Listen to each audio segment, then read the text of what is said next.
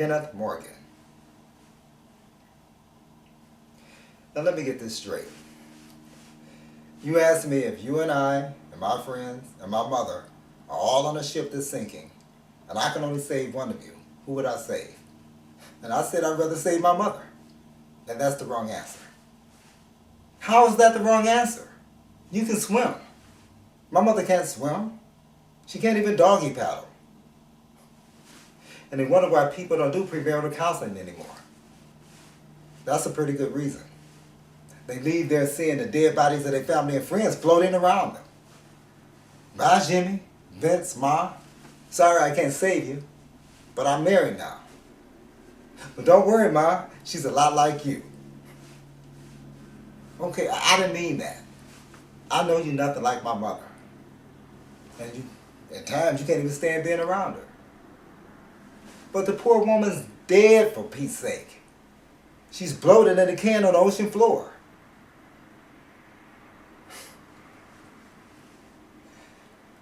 But in answer to your question,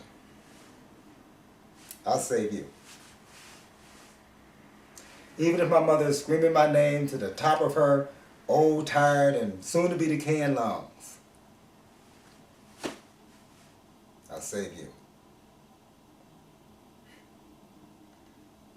You happy now?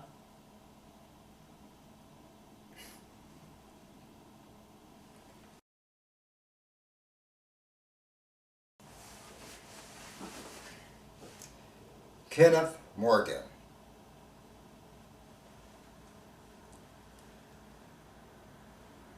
Think about it and see what I can come up with. We're talking about a child, and you make it sound like we're debating the purchase of a new car. This issue was settled, Deborah. What about my career? I'm not. Are you willing to give up your practice for 5 years? Are you ready to spend your life in constant fear that something terrible might happen to them one day? Are you ready for feedings at 1 and 4 a.m. in diapers and spitting up and living with someone who will only eat hot dogs for an entire year? Not to mention our free time or vacations. You can't take a child to the kennel. And the school system and puberty. And they out all night. And the yard's not mowed. And they drop out of medical school because they don't want to pay the man. They want to be an artist, an actor, and do bad community theater.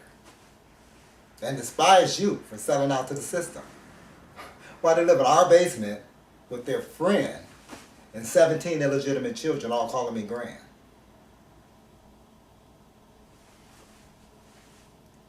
I'm not sure I want to wake up one morning and wonder where my life went. And feeling guilty because I'm no longer worrying about something terrible is going to happen to them.